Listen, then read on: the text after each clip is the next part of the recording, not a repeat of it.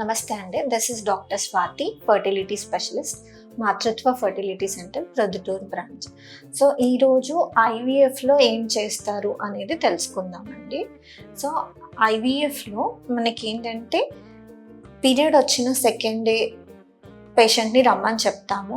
కొన్ని హార్మోన్ పరీక్షలు చేయిస్తాము, అంటే బ్లడ్ టెస్ట్ చేయిస్తాము, స్కానింగ్ చూస్తాము. అంతా నార్మల్గా ఉంది అన్న తర్వాత ఇంజెక్షన్స్ అనేది స్టార్ట్ చేస్తాం అనమాట.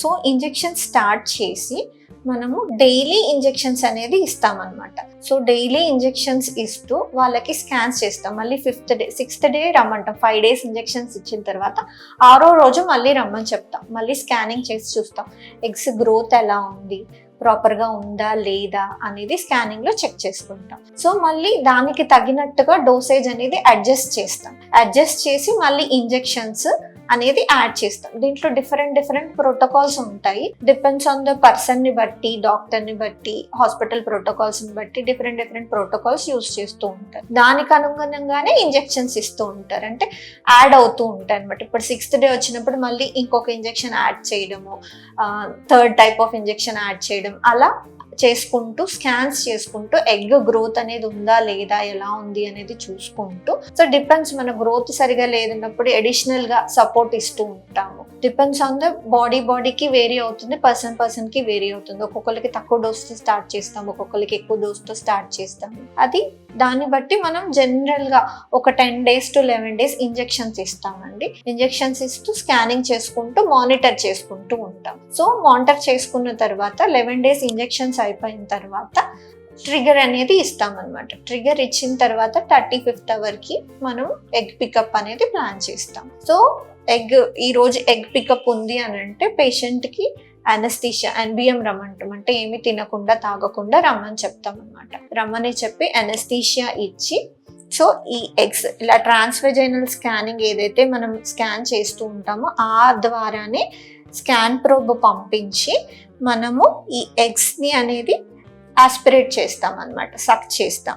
ఎన్ని ఎగ్స్ ఉంటే అన్ని ఎగ్స్ సక్ చేసి ఆస్పిరేట్ చేసి తీసుకుంటాం. అండర్ అనస్థీషియా చేస్తాం ఓవం పికప్ అనేది. చేసిన తర్వాత మనకి 2 hours to 4 hours మనకి తెలుస్తుంది అనమాట ఎన్ని ఎగ్స్ వచ్చాయి. ఎన్ని ఎగ్స్ అనేది తీసిన వెంటనే కౌంట్ చేస్తాం, బట్ ప్రాపర్గా మనకి M2s వచ్చాయా, M1s వచ్చాయా, GVs వచ్చాయా అనేది తెలియాలంటే 2 hours to 3 hours, ఒక్కొక్కసారి 4 hours టైం తీసుకొని చూస్తాం అనమాట. ఆ 4 hours ఇంక్యుబేట్ చేసి పెడతాం, చేసి చూస్తాం, వాటిని డెన్యూట్ చేసి చూస్తాం అనమాట.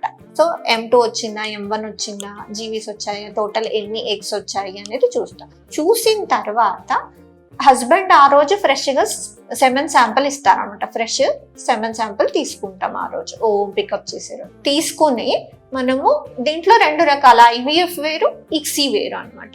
ఇప్పుడు IVF అని అంటే ఎగ్ని ఒక డిష్లో పెడతాం, పెట్టి సెమెన్ శాంపుల్ని ప్రాసెస్ చేసి అక్కడ పెట్టేస్తాం అనమాట. సో అందులో ఉండే స్పర్మ్స్ న్యాచురల్గా బయట ఎలా అయితే ఫర్టిలైజ్ అవుతుందో అలాగే స్పర్మ్ వెళ్ళి ట్రావెల్ చేసి, అంటే స్పర్మ్ ట్రావెలింగ్ అంటే ఆ డిష్లోనే ఉంటుంది కాబట్టి ఎగ్ని పెనట్రేట్ చేసి ఫర్టిలైజేషన్ అనేది న్యాచురల్గా చేస్తారు. దీన్ని IVF అంటాం. ICSI అంటే ఏంటంటే మనము మైక్రోస్కోప్లో చూస్తూ, ICSI మెషిన్ ఉంటుంది మనకి సపరేట్గా. ఆ ICSI మెషిన్ ద్వారా ఎగ్ని మనం హోల్డ్ చేసి స్పర్మ్ని డైరెక్ట్గా ఇంజెక్ట్ చేస్తాం అనమాట. దాన్ని ICSI అంటారు. సో IVF అంటే డిష్లో న్యాచురల్గా జరుగుతుంది. ICSI అంటే మెషిన్ ద్వారా మనం డైరెక్ట్గా స్పర్మ్ని ఇంజెక్ట్ చేస్తాము. ఈ రెండిటి ద్వారా ఏదైనా సరే చేయొచ్చు, మీ డిపెండ్స్ ఆన్ ద కండిషన్ని బట్టి. ఇది చేసిన తర్వాత మనకి ఫర్టిలైజేషన్ ప్రాసెస్ అవుతుంది, డివిజన్ జరుగుతూ ఉంటుంది.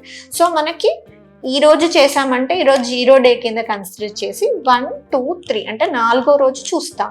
Day 3 ఎంబ్రియోస్ ఎలా ఉన్నాయి డైలీ మానిటర్ చేస్తాం.